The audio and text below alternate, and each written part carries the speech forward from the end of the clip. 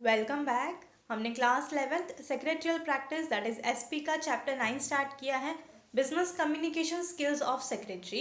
पिछले वीडियो में हमने ये चैप्टर स्टार्ट कर दिया था, जिसमें हमने इस चैप्टर का इंट्रोडक्शन कवर अप किया।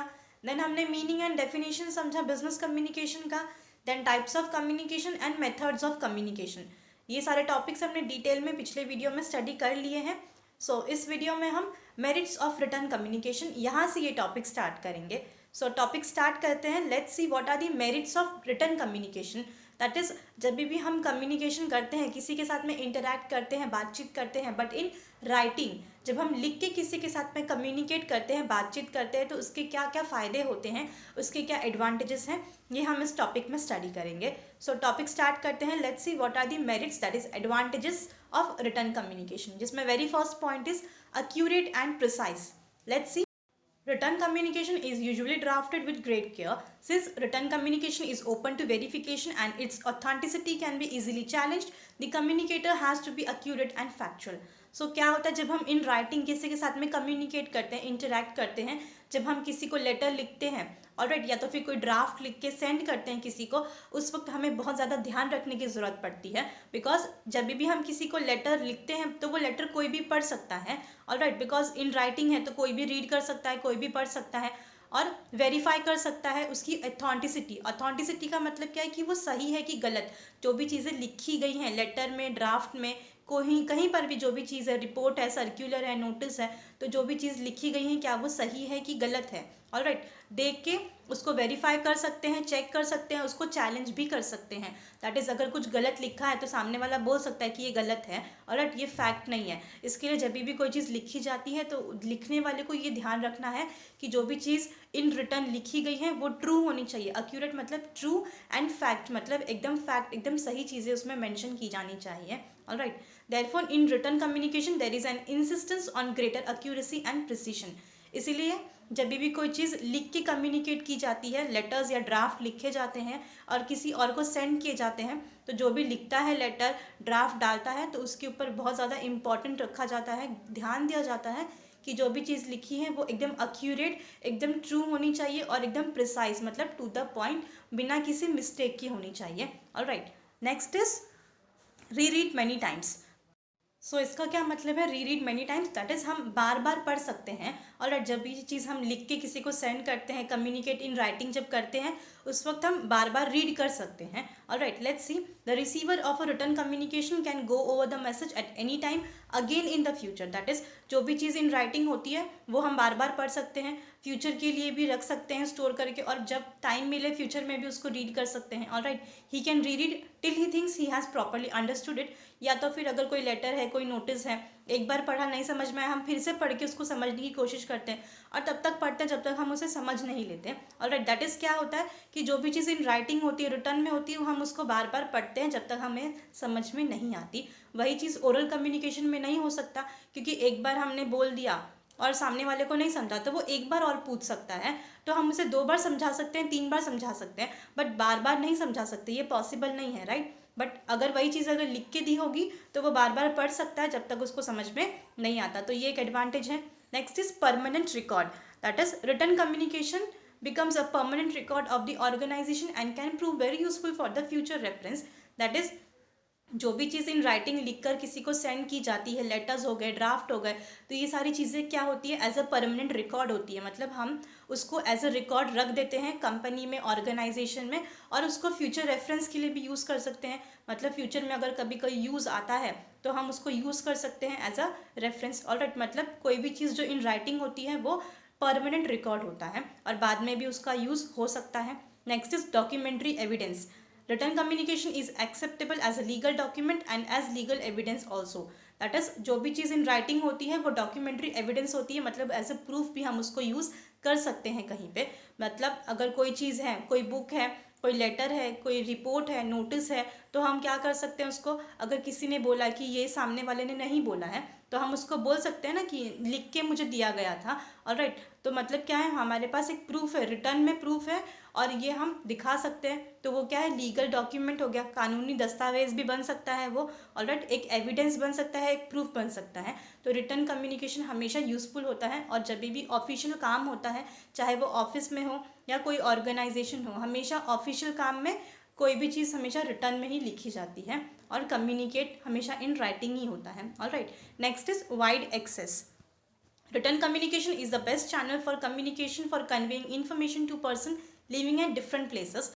सो वाइड एक्सेस का मतलब क्या है, दैट इज़ अगर कोई बहुत दूर रहता है तो डिफरेंट प्लेसेस पे अगर रहता है तो उसके साथ में अगर कम्युनिकेशन करना है, बातचीत करनी है, तो इन रिटर्न ही करना ज़रूरी है। और वो बेस्ट तरीका है कम्युनिकेट करने का, इंटरेक्ट करने का, और अपना जो भी इंफॉर्मेशन है, जो मैसेज है, वो कन्वे करना। ऑलराइट, फॉर एग्जाम्पल अगर हम देखें, कंपनी के अंदर मीटिंग होती है, तो मीटिंग जो होती है तो उसके जो भी नोटिस होती है, जो भी लेटर्स होता है मीटिंग के बारे में बताने के लिए, वो ओनर्स को सेंड किया जाता है थ्रू लेटर्स। ऑलराइट, मतलब उनको पोस्ट के थ्रू सेंड कर देते हैं। बहुत सारे ओनर्स होते हैं कंपनी में, तो हर एक को एक एक करके फ़ोन करना पॉसिबल नहीं है, तो सबको लेटर्स क्या किया जाता है, ड्राफ्ट किया जाता है वाया पोस्ट। ऑलराइट, तो ये सबसे बेस्ट तरीका है।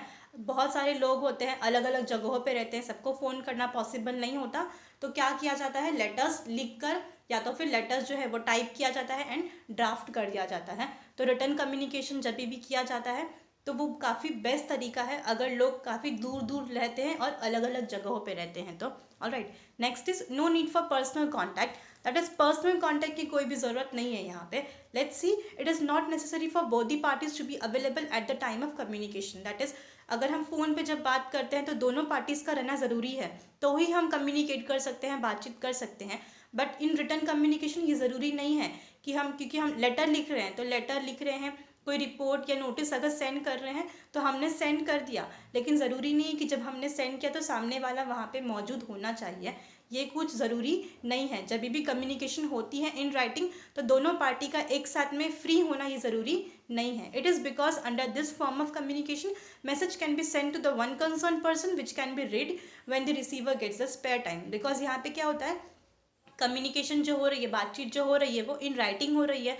मैसेज अगर कोई भी हम सेंड करते हैं किसी और पर्सन को, तो हम मैसेज लिख के लेटर जो है वो सेंड कर देते हैं, और सामने वाला जब फ्री होगा, जब उसको लेटर मिलेगा और जब उसके पास टाइम होगा, तो वो लेटर पढ़ के सकता है और समझ सकता है। मतलब सामने वाले का, दोनों पार्टीज़ का एक साथ में फ्री होना ज़रूरी नहीं है, पर्सनल कॉन्टैक्ट होना ज़रूरी नहीं है, तो ये एक एडवांटेज है। Alright, next is completeness. Written messages are prepared with perfect knowledge of the timing of the things concerning the matters. So there is completeness in the message. तो completeness का मतलब क्या होता है कि जो भी चीज़ हम लिख के किसी को कम्युनिकेट करते हैं, बताते हैं, तो वो सारी चीज़ें हम प्रॉपरली और कंप्लीट बता सकते हैं। बिकॉज अगर हम ओरल कम्युनिकेशन के साथ में जब इसको कंपेयर करें, किसी से अगर हम फ़ोन पे बात करते हैं तो कुछ चीज़ें कभी कभी दिमाग से निकल जाती है, छूट जाती है, कोई एक दो पॉइंट्स होते हैं जो हमें डिस्कस करना होता है, बट वो निकल जाता है, स्किप हो जाता है ऑलराइट माइंड से।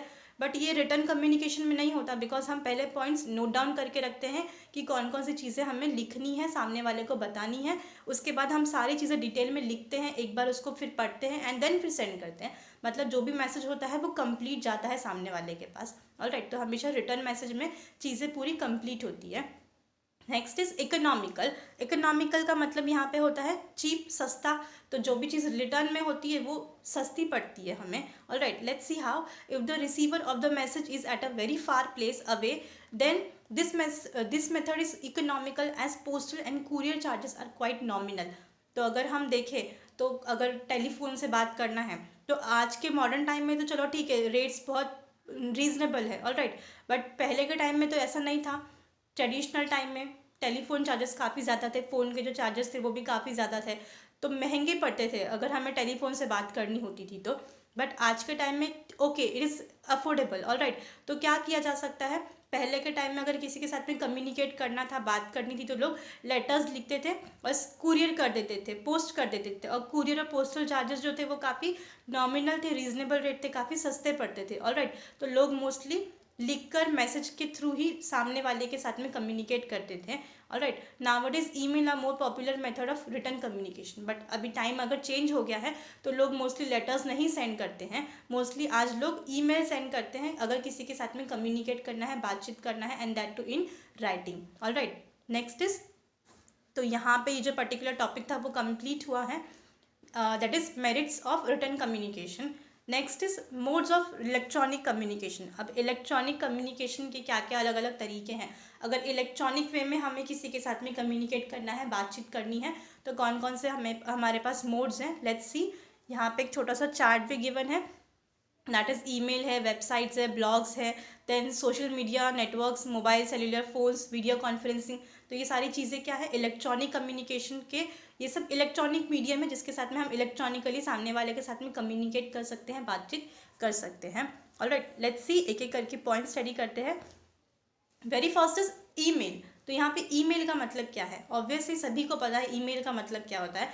आज हर एक स्टूडेंट भी अगर हम देखें, हर एक इंडिविजुअल ईमेल का यूज़ करते हैं for communicating. Alright, let's see, email is an electronic mail means sending message using electronic device through internet. तो ईमेल मतलब क्या, ईमेल के थ्रू हम मैसेजेस सेंड कर सकते हैं सामने वाले को, that too through using electronic devices, that is internet के द्वारा हम क्या करते हैं, किसी को मैसेज सेंड करते हैं। मोस्टली कौन सी डिवाइस यूज़ होती है, ऑब्वियसली फ़ोन यूज़ होता है। ऑलराइट, देन लैपटॉप, कंप्यूटर्स हम यूज़ करके मैसेज ईमेल कर सकते हैं। It is possible to send electronic files to email in form of words, tables, pictures, graph, sounds, videos and so on. तो electronic files भी हम सेंड कर सकते हैं। रिटर्न में जब हम करते हैं तो ये चीज़ें पॉसिबल नहीं होती, बिकॉज सिर्फ लिख के हम सेंड कर सकते हैं। बट अगर ईमेल हम करते हैं इलेक्ट्रॉनिक वे में, अगर हम किसी के साथ में कम्युनिकेट करते हैं, दैट टू वाया ईमेल, तो बहुत सारी चीज़ें हम सेंड कर सकते हैं, जैसे कि वर्ड्स, देन टेबल्स भी हम सेंड कर सकते हैं, पिक्चर्स सेंड कर सकते हैं, ग्राफ सेंड कर सकते हैं, साउंड्स, ऑलराइट, किसी को साउंड सेंड कर सकते हैं, ऑडियो सेंड कर सकते हैं, वीडियो फाइल अगर सेंड करना है तो वो भी सेंड कर सकते हैं थ्रू ईमेल। तो ये बहुत ईजी हो जाता है। Next is websites. So website के बारे में तो सभी को पता है, दैट इज़ हर कंपनी का, हर छोटे से छोटे बिजनेसमैन का अपना एक वेबसाइट होता है। उस वेबसाइट के ऊपर उसकी कंपनी के रिलेटेड या फिर उसके बिजनेस से रिलेटेड जो भी इंफॉर्मेशन होती है वो अपने वेबसाइट पे डाल देता है। और कोई भी पर्टिकुलर इंडिविजुअल जिसको स्टडी करना है या फिर जिसको इन्फॉर्मेशन कलेक्ट करनी है, वेबसाइट पे विजिट करके वो इन्फॉर्मेशन कलेक्ट कर सकता है। ऑलराइट, सो लेट्स सी क्या है website. Website is an set of interconnected web page located on a single web domain. तो वेबसाइट क्या है, एक्चुअली ये एक सिंगल वेब डोमेन है। अगर हम देखें तो अगर किसी वेबसाइट पे हम लॉगिन करते हैं तो एक सिंगल पेज ओपन होता है। ऑलराइट, उस पर बहुत सारी लिंक्स गिवन होती है, तो लिंक के ऊपर क्लिक करते हैं, दूसरा पेज हमारा ओपन होता है। उस पेज पे भी अगर लिंक होती है तो हम क्लिक करते हैं उसके ऊपर, जो तीसरा पेज ओपन होता है। दैट इज एक सिंगल वेब डोमेन है बट इंटरकनेक्टेड है एक दूसरे के साथ में। ऑलराइट, इंटरकनेक्टेड वेब पेज है। Alright, this page contains the information provided by the owner of the website which can be a person, a group और एन ऑर्गेनाइजेशन। और इस पेज के ऊपर जो भी इंफॉर्मेशन होती है, जो भी डेटा होता है, वो कौन डालता है, ऑब्वियसली ओनर, जिसने वेबसाइट बनाई है उस पर्टिकुलर वेबसाइट के ओनर के द्वारा ही इंफॉर्मेशन इस पर्टिकुलर वेबसाइट पे डाली जाती है। चाहे फिर वो पर्टिकुलर पर्सन कोई एक इंडिविजुअल भी हो सकता है, एक ग्रुप भी हो सकता है, या तो फिर एक ऑर्गेनाइजेशन भी हो सकता है। कोई भी वेबसाइट क्रिएट कर सकता है अपने कंपनी के लिए, अपने बिजनेस के लिए, या फिर जिस भी चीज़ के लिए, और उस सारी चीज़ों से रिलेटेड वो इंफॉर्मेशन अपने वेबसाइट पे डाल सकता है। Alright, it is accessible through the internet और अ प्राइवेट लोकल नेटवर्क। तो कोई भी एक्सेस कर सकता है जिसके पास इंटरनेट होगा, private local area network. Alright, तो कोई भी इंटरनेट के द्वारा वेबसाइट पे लॉगिन करके इंफॉर्मेशन कलेक्ट कर सकता है। Each website has a unique internet address known as uniform resource locator, short में URL भी कहा जाता है।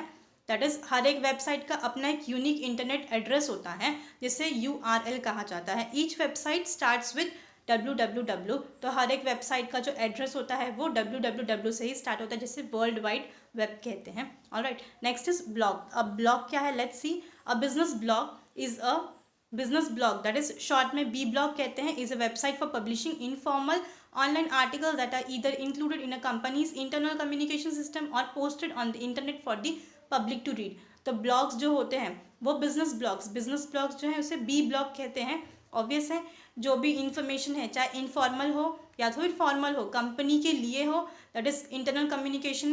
कंपनी का भी अपना ब्लॉग होता है, तो इंटरनल कम्युनिकेशन सिस्टम भी हो सकता है, मतलब कंपनी एक पर्टिकुलर ब्लॉग बनाए जो कि कंपनी के अंदर जितने भी एम्प्लॉयज़ काम करते हैं, जो भी स्टाफ है, उनके लिए एक पोर्टल है, वहाँ पे वो कम्युनिकेट कर सकते हैं, जो भी चीज़ डालनी है डाल सकते हैं, और एम्प्लॉयज़ देख सकते हैं, उसके ऊपर इंटरेक्ट कर सकते हैं। या तो फिर वो कॉमन पब्लिक के लिए भी एक पर्टिकुलर कंपनी ब्लॉग बना सकती है, वो कॉमन पब्लिक के लिए भी उसके ऊपर इंफॉर्मेशन पोस्ट कर सकती है। पब्लिक उसके ऊपर रीड करके कमेंट भी करती है, right.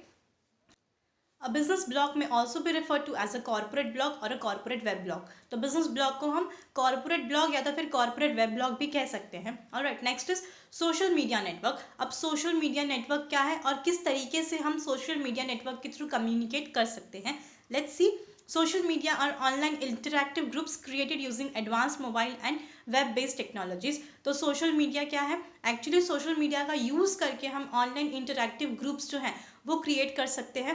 Obviously using advanced mobile, that is smartphone का यूज़ कर सकते हैं, वेब बेस्ड टेक्नोलॉजीज़ का यूज़ करके ग्रुप बना सकते हैं जिसके ऊपर ऑनलाइन जो है वो कम्युनिकेट कर सकते हैं, इंटरैक्ट कर सकते हैं एक दूसरे के through. Then there are various social networking platforms that allows their users to exchange ideas और इन्फॉर्मेशन। दैट इज़ ऐसे बहुत सारे सोशल नेटवर्किंग प्लेटफॉर्म्स होते हैं, दैट इज़ जो अपने यूज़र्स को, अपने कस्टमर्स को या फिर कॉमन जनरल पब्लिक जो होते हैं उनको अलाउ करते हैं सो दैट वो पर्टिकुलर नेटवर्किंग साइट्स पे जाके अपने आइडियाज़ को, अपने व्यूज़ को वहाँ पे शेयर कर सकते हैं, बोल सकते हैं, बता सकते हैं कि वो क्या सोचते हैं, उनकी क्या आइडियाज़ है, या जो भी इंफॉर्मेशन है वो शेयर कर सकते हैं सोशल मीडिया नेटवर्क पे जाके। Alright, from the business point of view, it provides great opportunity to interact with the public and communicate through their product and services। और अगर हम यही चीज़ को बिजनेस पॉइंट ऑफ व्यू से देखते हैं सोशल मीडिया नेटवर्क को, तो बिजनेस पॉइंट ऑफ व्यू से ये काफ़ी ज़्यादा अच्छी एक अपॉर्चुनिटी है लोगों के साथ में, जो कॉमन पब्लिक है उनके साथ में इंटरैक्ट करने के लिए, कम्युनिकेट करने के लिए, ये पता लगाने के लिए कि जो कॉमन पब्लिक है, जो जनरल पब्लिक है, जो प्रोडक्ट यूज़ करती है, ऑलराइट, तो उनका क्या व्यूज़ है, उनके क्या पॉइंट ऑफ व्यू है प्रोडक्ट को, जो सर्विसेज कंपनी ऑफर कर रही है उसके लिए। Alright, it helps in developing loyalty and strong relationship with the audience and the customers. तो अगर बिजनेसमैन जो होते हैं, जो कंपनी होती है, वो एक टीम बनाती है इस पर्टिकुलर सोशल मीडिया नेटवर्क के थ्रू, और वहाँ पे जो कॉमन पब्लिक होती है उनके साथ में ये इंटरैक्ट करती है। इससे क्या होगा कि जो पर्टिकुलर कंपनी है उनका और जो भी कस्टमर्स है, जो ऑडियंस है, जो पब्लिक है, उनके साथ में एक स्ट्रॉन्ग रिलेशनशिप जो है वो डेवलप हो सकता है, एक लॉयल्टी जो है वो डेवलप हो सकती है ऑडियंस के साथ में, ऑलराइट, और कस्टमर्स के साथ में। There are different types of social media like twitters, Facebook, YouTube etcetera which are very popular this days. So आजकल तो बहुत सारे सोशल मीडिया प्लेटफॉर्म्स हैं, नेटवर्क्स हैं, जिसके थ्रू लोग कम्युनिकेट करते हैं, एक दूसरे के साथ में इंटरैक्ट कर सकते हैं, जैसे कि ट्विटर, फेसबुक, यूट्यूब। ये तो बहुत ज़्यादा कॉमन और बहुत ज़्यादा पॉपुलर है आजकल के मॉडर्न टाइम्स में। और यहाँ पे कॉमन जो जनरल पब्लिक है वो एक दूसरे के साथ में इंटरैक्ट कर सकती है, अपने पॉइंट ऑफ व्यूज़ जो हैं वो शेयर कर सकती हैं, कमेंट कर सकती हैं। ऑलराइट, तो ये सोशल मीडिया प्लेटफॉर्म है, नेटवर्क है, जिसके थ्रू कम्युनिकेट कर सकते हैं, अपने आइडियाज़ और इन्फॉर्मेशन एक दूसरे के साथ में शेयर कर सकते हैं। नेक्स्ट इज मोबाइल या तो फिर cellular phones. Since past few years the usages of mobile phones has increased. Companies find it as yet another medium to advertise their product by call or by using a short message services, that is SMS, to reach the customers। तो अगर हम देखें तो पिछले कुछ सालों में mobile phones का जो यूज़ है वो काफ़ी ज़्यादा इंक्रीज़ हो गया है। हर एक एज ग्रुप के पास आज मोबाइल फ़ोन्स हैं और स्मार्टफोन्स हैं। तो ये क्या है, इसकी वजह से कंपनीज जो हैं, जो बिजनेसमैन हैं, वो उन्होंने एक इसका भी एक अच्छा अपॉर्चुनिटी जो है वो लेकर आए हैं, उसको यूज़ कर रहे हैं अपने प्रोडक्ट को, अपने सर्विसेज को और ज़्यादा एडवर्टाइज़ करने के लिए। बिकॉज अगर हम देखें तो कॉल्स आते हैं, ऑलराइट, हर मतलब छोटा से छोटा कंपनी हो या बड़ा कंपनी हो, अपने प्रोडक्ट को एडवर्टाइज़ करने के लिए कॉल्स आते हैं, मैसेजेस आते हैं, ऑलराइट। तो ये सारी चीज़ें क्या है, कंपनीज जो है वो फ़ोन का यूज़ कर रही है, अपॉर्चुनिटी जो है उसको ग्रैब कर रही है अपनी कंपनी के, अपने प्रोडक्ट को और ज़्यादा एडवर्टाइज़ करने के लिए, कम्युनिकेट करने के लिए। Alright, next is video conferencing. अब वीडियो कॉन्फ्रेंसिंग क्या है, let's see. Video conferencing means using computers to provide a video link between two or more people. This can be simple two-way personalized webcam-based communication. These participants are able to see and hear each other and also display visual data, models, etc. तो video conferencing क्या है, computers के through हम एक दूसरे के साथ में इंटरैक्ट कर सकते हैं, बात कर सकते हैं। एक वीडियो लिंक जो होती है वो सेंड की जाती है, दो या फिर दो से ज़्यादा लोगों को वीडियो लिंक एक सेंड की जाती है, उस पर क्लिक करके वीडियो कॉल्स जो है वो हो सकता है, कॉन्फ्रेंसिंग हो सकती है। मोस्टली वेब कैम्स जो है वो यूज़ करके कम्युनिकेशन किया जाता है, ऑलराइट। दैट इज़ जो भी पार्टिसिपेंट है, मतलब जो भी पर्टिकुलर इंडिविजुअल जिसके पास लिंक है, वो एक दूसरे के साथ में कम्युनिकेट कर सकते हैं। लिंक के ऊपर क्लिक करेंगे तो थ्रू वेबकैम जो है एक दूसरे को देख सकते हैं, सुन सकते हैं, और जितने भी विजुअल डेटा है वो भी शेयर कर सकते हैं, इन्फॉर्मेशन शेयर कर सकते हैं। अगर कुछ मॉडल है, कोई पिक्चर्स हैं, किसी को दिखाने हैं तो वो भी दिखा के एक्सप्लेन कर सकते हैं। सो वीडियो कॉन्फ्रेंसिंग जो है ये भी आजकल का मॉडर्न टूल है जो कि यूज़ काफ़ी ज़्यादा किया जाता है लोगों के साथ में इंटरैक्ट करने के लिए, कम्युनिकेट करने के लिए, ऑलराइट। ये था electronic means, that is modes of electronic means. Next is essential skills for effective communication, that is अगर हमें कम्युनिकेशन करनी है, किसी के साथ में बातचीत करनी है अच्छी तरीके से, तो क्या क्या स्किल्स होना ज़रूरी है। Alright, let's see. Being able to communicate effectively is an essential skill whether it is one's business life or personal relationship. Effective communication is the key to our success. तो अगर किसी के साथ में बात करनी है और वो भी प्रॉपरली और अच्छी तरीके से, तो कुछ स्किल्स होनी चाहिए, बिकॉज चाहे वो बिजनेस लाइफ हो चाहे वो पर्सनल लाइफ हो, अगर सामने वाले के साथ में हम ठीक तरीके से कम्युनिकेट नहीं करेंगे तो बिजनेस भी सक्सेसफुल नहीं होगा और किसी की पर्सनल लाइफ भी ऑब्वियसली सक्सेसफुल नहीं होगी। बिकॉज कम्युनिकेशन बहुत इंपॉर्टेंट है, एक दूसरे के साथ में इंटरेक्ट करना, बात करना और उसको समझना, ऑलराइट, उसके बाद उसको रिस्पॉन्स करना उसके ऊपर, ये बहुत इंपॉर्टेंट है। तो कम्युनिकेशन स्किल्स जो हैं वो भी होनी बहुत ज़रूरी है अगर बिजनेस को सक्सेसफुल बनाना है तो, या तो फिर किसी की पर्सनल लाइफ भी सक्सेसफुल बनानी है, बिजनेस लाइफ सक्सेसफुल बनानी है, तो कम्युनिकेशन स्किल जो है वो बहुत इंपॉर्टेंट है। Let's C, very first is listening. One of the most important aspect of effective communication is being a good listener. Effective communication requires active listening. That is, अगर हमें कम्युनिकेट करना है, किसी के साथ में बात करनी है, तो सबसे ज़रूरी है सामने वाले की बात सुनना, बिकॉज लिसनिंग जो है वो बहुत इंपॉर्टेंट एस्पेक्ट है कम्युनिकेशन में। क्योंकि अगर हम गुड लिसनर होंगे, अगर हम अच्छी तरीके से सुनेंगे, तो हम सामने वाले को प्रॉपरली रिस्पॉन्ड कर सकते हैं। आधी बात सुन के उसके ऊपर रिएक्ट करना, ये प्रॉपर वे ऑफ कम्युनिकेशन बिल्कुल नहीं है। Alright, active listening involves hearing and understanding what a person is saying to you. Unless you understand clearly what a person is telling you, you cannot respond appropriately. That is, active listening होना बहुत ज़रूरी है effective communication के लिए। हमें ध्यान से सुनना बहुत ज़रूरी है कि सामने वाला क्या बोलना चाहता है, उसके बाद उसको समझना ज़रूरी है, उसके बाद ही हम सामने वाले को कुछ रिस्पॉन्स कर सकते हैं, प्रॉपर रिस्पॉन्स कर सकते हैं। अगर हमने सामने वाला कुछ बोल रहा है, हमने उसको प्रॉपरली नहीं सुना, आधा सुना, या फिर सुनने में इंटरेस्टेड नहीं है, तो हम उसको प्रॉपरली रिस्पॉन्ड नहीं कर पाएंगे। आधी बात सुन के हम उसको गलत तरीके से ले सकते हैं। ऑलराइट, तो लिसनिंग बहुत इंपॉर्टेंट है अगर हमें कम्युनिकेट करना है अच्छी तरीके से तो। Alright, next is body language. तो बॉडी लैंग्वेज जो है ये भी बहुत इंपॉर्टेंट एस्पेक्ट है for communication. Let's see, body language is an important communication tool. तो बॉडी लैंग्वेज बहुत ही एक इंपॉर्टेंट कम्युनिकेशन टूल है।